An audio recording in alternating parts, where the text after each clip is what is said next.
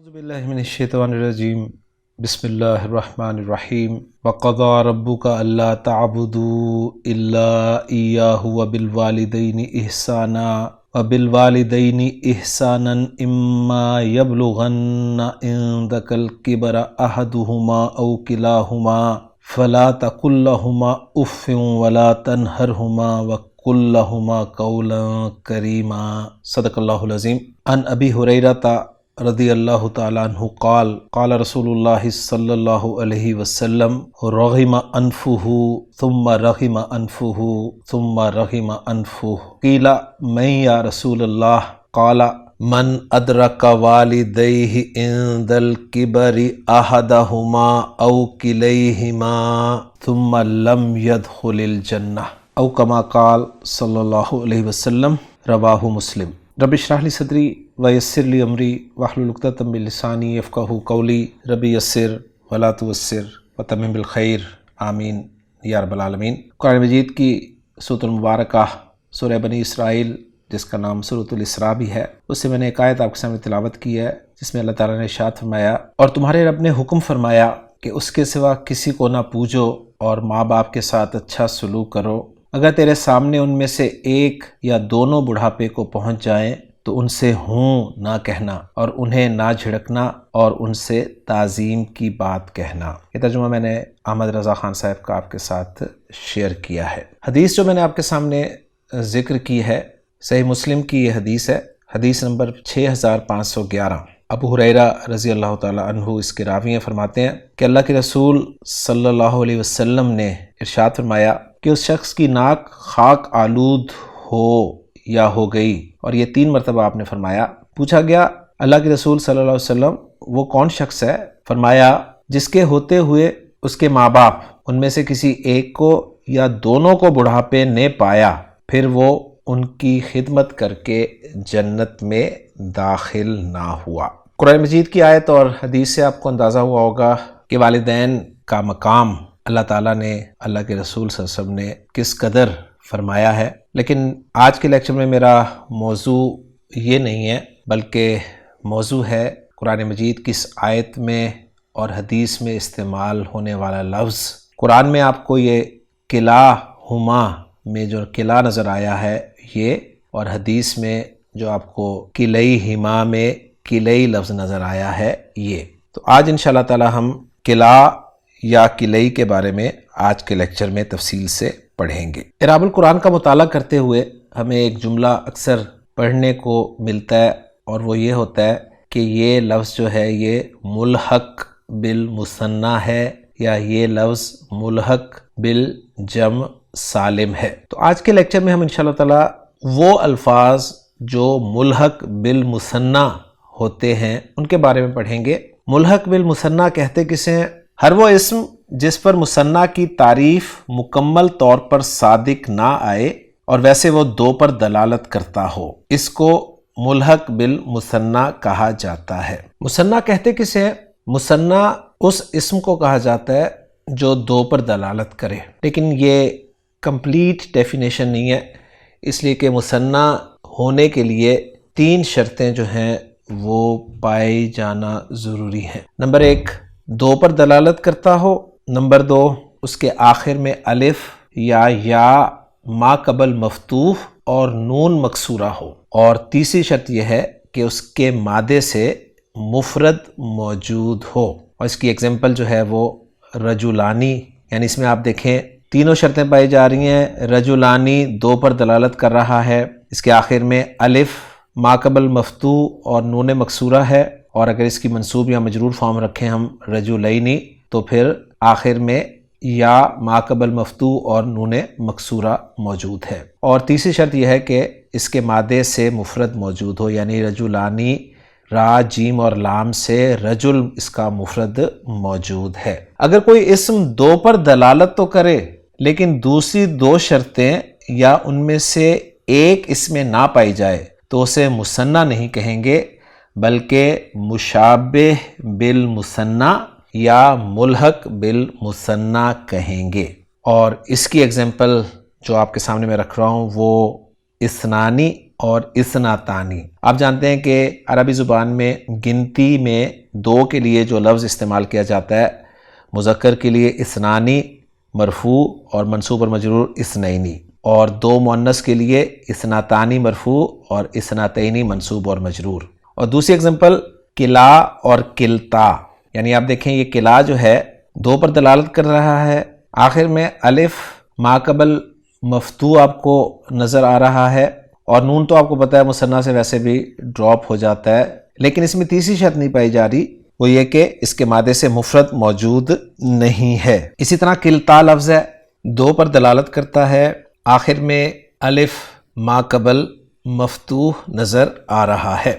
کلا مرفوع ہے اور اس کی منصوب اور مجرور فارم کلئی ہوگی، اور کلتا مرفوع اسم ہے جس کی منصوب اور مجرور فارم کلتئی ہوگی۔ تو آپ نے نوٹ کیا کہ قرآن مجید میں کلا جو ہے یہ مرفوع استعمال ہوا ہے، اور حدیث میں کلا جو ہے یہ منصوب استعمال ہوا ہے، یعنی منصوب اور مجرور شکل تو ایک ہی ہے، لیکن اعراب کے اعتبار سے اگر دیکھا جائے تو منصوب استعمال ہوا ہے۔ تو آج کے لیکچر میں ہم انشاءاللہ تعالی یہ کلا اور کلتا کے بارے میں تفصیل سے پڑھیں گے۔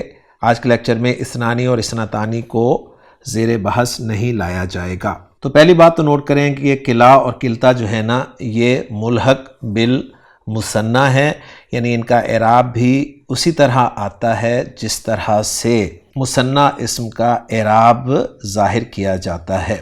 گرامر والے جو ہیں مثنیٰ اسم کو مرفوع الف کے ذریعے بیان کرتے ہیں اور منصوب اور مجرور یا کے ذریعے بیان کرتے ہیں۔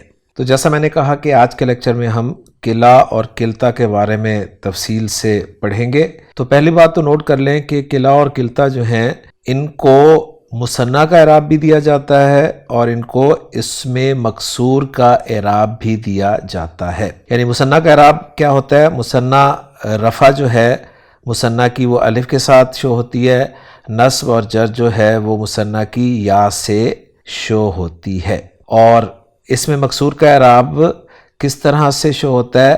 اسم مکسور میں رفع جو ہے وہ ضمہ مقدرہ کے ساتھ ذکر کی جاتی ہے، اور نصب جو ہے وہ فتحہ مقدرہ کے ساتھ، اور جر جو ہے وہ کسرہ مقدرہ کے ساتھ ذکر کی جاتی ہے۔ یہ مقدرہ آپ جان رہے ہوں گے کہ جیسے میں آپ کے سامنے اسم رکھتا ہوں موسیٰ، اب موسیٰ جو ہے مرفوع بھی موسیٰ ہے، منصوب بھی موسیٰ ہے اور مجرور بھی موسیٰ ہے۔ لیکن اگر میں کہوں جاءنی موسیٰ، میرے پاس موسیٰ آیا، تو موسیٰ فاعل ہے، تو موسیٰ کا اعراب میں کہوں گا یہ مرفوع ہے، اور رفع اس کی ضمہ مقدرہ کے ذریعے سے ہے۔ میں کہتا ہوں جی رأیت موسیٰ، میں نے موسیٰ کو دیکھا، تو اب یہاں پر موسیٰ جو ہے یہ منصوب ہے اس لیے کہ مفعول کے طور پہ استعمال ہوا ہے، اور اس کا اعراب جو ہے وہ فتحہ مقدرہ کے ساتھ ذکر کیا جائے گا۔ اور اگر میں کہوں کہ سلمت علی موسیٰ، تو اب یہاں پر موسیٰ جو ہے وہ مجرور ہے حرف جر علی کی وجہ سے، تو اب اس کا اعراب جو ہے وہ کسرہ مقدرہ کے ذریعے سے مجرور ذکر کیا جائے گا۔ تو موسیٰ آپ کو مرفوع بھی ایسے ہی نظر آئے گا، منصوب بھی ایسے ہی نظر آئے گا، مجرور بھی ایسا ہی نظر آئے گا، جبکہ مثنیٰ جو ہے وہ آپ کو الف کے ساتھ مرفوع اور یا کے ساتھ منصوب اور مجرور نظر آئیں گے۔ جیسے میں کہوں کہ جاءنی الرجلانی، یہاں پر الرجلانی جو ہے مرفوع ہے الف کے ساتھ۔ میں کہتا ہوں رأیت الرجلینی، تو یہاں پر الرجلینی منصوب ہے یا کے ذریعے، اور اگر میں کہوں کہ سلمت علی الرجلینی، تو یہاں الرجلینی جو ہے وہ مجرور ہے حرف جر علی کی وجہ سے۔ پہلی بات تو آپ نے یہ نوٹ کرنی ہے کہ کلا اور کلتا جو ہیں ان کا 2 طرح سے اعراب آتا ہے۔ ان کا اعراب جو ہے وہ مثنیٰ کے طور پر بھی آتا ہے، یعنی انہیں مثنیٰ کا اعراب بھی دیا جاتا ہے، اور انہیں اسم مکسور کا اعراب بھی دیا جاتا ہے۔ اب اگلی بات نوٹ کریں کہ انہیں مثنیٰ کا اعراب کب دیا جاتا ہے۔ انہیں مثنیٰ کا اعراب اس وقت دیا جاتا ہے جب ان کے ساتھ ضمیر لگی ہوئی ہو، جب ان کے ساتھ ضمیر لگی ہوئی ہو۔ ایک بات اور ذہن میں رکھیے گا کہ یہ مضاف ہو کر ہی آتے ہیں، تو ان کے ساتھ جب ضمیر لگی ہو مضاف الیہ کے طور پر تو انہیں مثنیٰ کا اعراب دیا جاتا ہے، اور اگر ان کے ساتھ ضمیر نہ ہو بلکہ کوئی اسم ظاہر ہو، یعنی مضاف الیہ کی جگہ پر کوئی اسم ظاہر ہو تو اب اس صورت میں انہیں اسم مکسور کا اعراب دیا جاتا ہے۔ تو کلاہما اور کلتاہما یہ مرفوع قرار دیے جائیں گے اور انہیں مثنیٰ والا اعراب جو ہے وہ دیا جائے گا، اور منصوب اور مجرور فارم میں کلیہما اور کلتیہما کہا جائے گا انہیں، اور مثنیٰ کا اعراب ہی دیا جائے گا۔ لیکن اگر ان کے ساتھ اسم ظاہر لگا ہو مضاف الیہ کے طور پر، جیسے کلر رجلینی، تو اب انہیں مثنیٰ کا اعراب نہیں بلکہ اسم مکسور کا اعراب دیا جائے گا۔ ایگزامپل رکھتا ہوں آپ کے سامنے، جیسے کلر رجلینی محترمن۔ اب یہاں پر کلر رجلینی میں کلا کا اعراب جو ہے نا یہ اسم مکسور کا اعراب ہے، اس لیے کہ کلا جو ہے یہ اسم ظاہر کے ساتھ استعمال ہو رہا ہے، اور اس جملے میں کلا جو ہے یہ مبتدا بن رہا ہے۔ وہ ایسے کہا جائے گا کہ یہ مبتدا ہے، مرفوع ہے بالضمۃ المقدراتی، اور دوسرا جملہ آپ کے سامنے میں بول رہا ہوں وہ ہے رأیت کلا الرجلین۔ اب یہاں پر کلا کو اسم مکسور کا ہی اعراب دیا جا رہا ہے، اور اس کو ہم کہیں گے کہ مفعول بھی ہے، منصوب ہے بالفتحۃ المقدراتی۔ اور تیسرا جملہ آپ کے سامنے لکھ رہا ہوں سلمت علی کلا الرجلین۔ اب یہاں پر علی کے بعد کلا استعمال ہوا ہے، اور یہ اسم مجرور ہے، علامت جرہ الکسرۃ المقدرۃ، یعنی اس کی جر کی علامت جو ہے وہ کسرہ مقدرہ قرار دی جائے گی۔ اب دوسری بات یہ کہ قرآن مجید میں ایک مرتبہ کلا لفظ استعمال ہوا ہے اور ایک مرتبہ کلتا استعمال ہوا ہے۔ کلا سورہ بنی اسرائیل میں استعمال ہوا ہے اور کلتا سورۃ الکہف میں استعمال ہوا ہے۔ سورہ بنی اسرائیل میں کلا جو ہے یہ ضمیر کے ساتھ استعمال ہوا ہے، لہٰذا رزلٹ یہ نکلا کہ اسے مثنیٰ والا اعراب یہاں پر دیا جائے گا، اور سورۃ الکہف میں کلتا یہ استعمال ہوا ہے اسم ظاہر کے ساتھ، لہٰذا اسے یہاں پر اسم مکسور والا اعراب دیا جائے گا۔ اب پہلے ہم مثنیٰ والے اعراب کے حوالے سے بات کرتے ہیں کہ کلاہما کلتاہما مرفوع ہوں گے، اور کلیہما اور کلتیہما منصوب اور مجرور ہوں گے۔ اب یہ جو ضمیریں لگی ہوئی ہیں نا ہما کی، یہ ضمیریں جو ہیں یہ غائب کے علاوہ حاضر اور متکلم کی بھی ہو سکتی ہیں، یعنی یہ کما اور نا کی ضمیریں بھی ہو سکتی ہیں۔ کلا اور کلتا جملے میں کس حیثیت سے استعمال ہوں گے تو نوٹ کر لیجئے اچھی طرح سے کہ یہ یا تو توکید کے طور پر استعمال ہوں گے، یعنی تاکید کے طور پر آئیں گے، اور تاکید کون سی ہوگی؟ یہ تاکید مانوی ہوگی، اور تاکید مانوی آپ جانتے ہیں کہ توابع جو ٹاپک پڑھایا جاتا ہے عربی گرامر میں اس کا ایک اہم حصہ ہے۔ تو جملے میں یہ توکید مبتدا، خبر، فاعل اور مفعول بن سکتے ہیں۔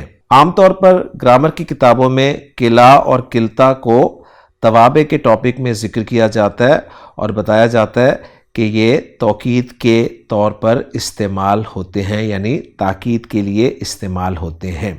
لیکن اہم بات آپ نے یہ نوٹ کرنی ہے کہ تاکید کے لیے یا توکید کے لیے ان کے استعمال ہونے کی کچھ شرائط ہیں۔ توکید کے لیے جب یہ استعمال ہوں گے تو جو شرطیں ہیں نا وہ نوٹ کر لیجئے۔ پہلی شرط یہ ہے کہ جب یہ ضمیر کی طرف مضاف ہو، یعنی توکید کے لیے استعمال ہونے کی جو پہلی شرط ہے وہ یہ ہے کہ یہ ضمیر کی طرف مضاف ہوں۔ اگر یہ کسی اسم ظاہر کی طرف مضاف ہوں گے تو پھر یہ توکید کے لیے کبھی بھی استعمال نہیں ہو سکتی، یہ سب سے اہم چیز ہے۔ تو قرآن مجید میں جو دو جگہ پر کلا اور کلتا استعمال ہوئے ہیں، تو یہاں پہ جو سورۃ الکہف کی آیت ہے کلتا الجنتین، اس میں سے توکید والی صورتحال تو نکل گئی، ٹھیک ہے، لیکن یہ صرف ایک ہی شرط کافی نہیں ہے۔ دوسری شرط یہ ہے کہ جملے سے ان کا حذف جو ہے وہ بھی جائز ہو، یعنی اگر جملے سے انہیں حذف کر بھی دیا جائے تو جملے کا مفہوم صحیح بن رہا ہو۔ تو جیسے کہ میں نے کہا کہ کلا اور کلتا جو ہیں یہ جملے میں توکید کے لیے استعمال ہو سکتے ہیں، یعنی توکید بن کر استعمال ہو سکتے ہیں، مبتدا بن سکتے ہیں، خبر بن سکتے ہیں، فاعل بن سکتے ہیں، مفعول بن سکتے ہیں، انا کا اسم بن سکتے ہیں، یا پھر کسی حرف جر کے لیے مجرور بن سکتے ہیں۔ لیکن ان میں سے توکید کے لیے اگر یہ استعمال ہوں گے تو وہ ان دو شرطوں کے ساتھ ہی استعمال ہوں گے۔ نمبر ایک کہ یہ ضمیر کی طرف مضاف ہوں، اور دوسرے اگر انہیں جملے سے حذف کر بھی دیا جائے تو جملے کا مفہوم جو ہے وہ نہ بگڑے۔ تو پہلے ہم مختلف مثالوں کے ذریعے سے دیکھتے ہیں کہ یہ توکید کے لیے استعمال ہو رہے ہیں یا نہیں۔ پہلی شرط لگا کر ہی میں آپ کے سامنے جملے لکھ رہا ہوں، یعنی یہ ضمیر کی طرف مضاف ہو رہے ہیں۔ جملہ آپ اسکرین پہ دیکھ رہے ہیں، پہلا جملہ ہے جی الطالبانی کلاہما مجتہدانی۔ اب یہاں پر الطالبانی جو ہے یہ مثنیٰ اسم ہے، مرفوع ہے اور معرفہ ہے، تو ظاہر بات ہے یہ مبتدا بن رہا ہے۔ آگے آ رہا ہے کلاہما۔ کلاہما جو ہے یہ پہلی شرط یہاں پر پوری ہو رہی ہے کہ یہ ضمیر کے ساتھ استعمال ہوا ہے، اور دوسری شرط یہ ہے کہ اگر ہم یہاں سے یعنی جملے سے کلاہما کو حذف بھی کر دیں تو ہمارے پاس جو باقی حصہ بچتا ہے وہ بچتا ہے الطالبانی کے بعد مجتہدانی۔ تو الطالبانی مجتہدانی ہمارا پورا جملہ اسمیہ بن رہا ہے، مفہوم بھی صحیح بن رہا ہے، لہٰذا کلاہما یہاں جو ہے اس جملے میں تاکید کے لیے استعمال ہوا ہے۔ گویا الطالبانی مؤکد ہو جائے گا، کلاہما تاکید ہو جائے گا، اور مؤکد اپنی تاکید سے مل کر مبتدا بن جائے گا، جس کی خبر پھر مجتہدانی بن جائے گی۔ تو یہاں پر ہم کہیں گے کہ کلاہما جو ہے یہ توکید معنوی ہے، مرفوع ہے، بالالف ہے، اس لیے کہ یہ ملحق ہے بالمثنیٰ، یعنی اب ہم اسے مثنیٰ کا اعراب ہی دیں گے۔ دوسری اگزامپل آپ کے سامنے لکھ رہا ہوں، وہ ہے الطالبانی کلاہما مجتہدن۔ اب اس جملے کو اگر ہم اینالائز کریں تو الطالبانی کو ہم مبتدا بنا دیں، اور جو آگے کلاہما آ رہا ہے اسے ہم مبتدا ثانی بنا دیں، اور مجتہد کو خبر بنا دیں۔ یہاں آپ کو عجیب سا لگ رہا ہوگا کہ مجتہدن خبر کیسے بن سکتی ہے کلاہما کی، تو ذرا غور کیجئے گا کلا لفظ پر۔ کلا لفظ جو ہے یہ شکل کے لحاظ سے تو واحد لفظ ہی ہے، تو الطالبانی مبتدا اول ہو گیا، کلاہما مبتدا ثانی، مجتہدن خبر بن گئی مبتدا ثانی کی، اور پھر مبتدا ثانی اپنی خبر سے مل کر خبر بن گیا مبتدا اول کی، اور مبتدا اول اپنی خبر سے مل کر جملہ اسمیہ بن گیا۔ تو گویا کلاہما یہاں پر خبر کی جگہ پر آ رہا ہے، لیکن تاکید نہیں بن رہا الطالبانی کی۔ اس کی وجہ کیا ہے؟ ایک شرط تو پائی جا رہی ہے کہ کلا کا لفظ جو ہے وہ ضمیر کی طرف مضاف ہے، لیکن دوسری شرط جو ہے وہ نہیں پائی جا رہی، اس لیے کہ اگر ہم کلاہما کو یہاں سے حذف کر دیں، یعنی پورے جملے سے حذف کر دیں، تو جو باقی بچتا ہے ہمارے پاس وہ ہے الطالبانی مجتہدن، اور اب یہ الطالبانی مجتہدن جملہ درست نہیں ہے، کیونکہ جملہ درست اسی صورت میں ہو سکتا ہے کہ ہم کہیں الطالبانی مجتہدانی۔ تو رزلٹ نکلا کہ الطالبانی کلاہما مجتہدن جملہ صحیح ہے، لیکن کلاہما جو ہے یہاں پر تاکید کے لیے استعمال نہیں ہوا، بلکہ خبر کی جگہ پر استعمال ہو رہا ہے۔ اب تیسری اگزامپل میں آپ کے سامنے رکھ رہا ہوں کہ سمیت الطالبتین کلتیہما۔ اس جملے میں اگر ہم دیکھیں تو پہلی شرط پائی جا رہی ہے کہ کلتی جو ہے یہ ضمیر کی طرف مضاف ہے، اور دوسری شرط کیا ہے کہ اگر ہم اس کو حذف کر دیں تو جملے کا مفہوم صحیح بنتا ہے کہ نہیں بنتا؟ تو بالکل جی جملے کا مفہوم صحیح بنتا ہے، یعنی سمیت الطالبتین، میں نے دونوں طالبات کو سنا، تو بالکل ٹھیک ہے، یہاں پر مفہوم صحیح بنتا ہے۔ تو ہم کہیں گے کہ کلتیہما یہاں پر تاکید کے لیے استعمال ہوا ہے، لہٰذا کلتیہما توکید معنوی منصوب ہے یا کے ساتھ۔ کیوں؟ اس لیے کہ یہ ملحق بالمثنیٰ ہے، گویا سمیتو فعل با فاعل ہے، الطالبتین موقد ہے، اور کلتیہما تاکید ہے، اور موقد اپنی تاکید سے مل کر مفعول بھی بنا سمیتو فعل کے لیے۔ اگلی ایگزامپل میں آپ کے ساتھ اب شیئر کر رہا ہوں، وہ ہے دعوت الطالبین فحضر کلاہما۔ اب یہاں پر تھوڑا سا غور کریں، کلاہما جو ہے یہ ضمیر کے ساتھ استعمال ہوا ہے، پہلی شرط پوری ہو گئی، لیکن اگر اس کو ہم حذف کر دیں یہاں سے تو پھر جملے کا مفہوم صحیح نہیں بنتا۔ کیسے نہیں بنتا؟ دیکھیں، دعوت الطالبین، میں نے 2 طلبہ کو بلایا، فحضرا تو ایک حاضر ہوا، حاضر دونوں کو ہونا چاہیے تھا، تو یہاں پر اگر حضرا ہوتا تو پھر ٹھیک تھا۔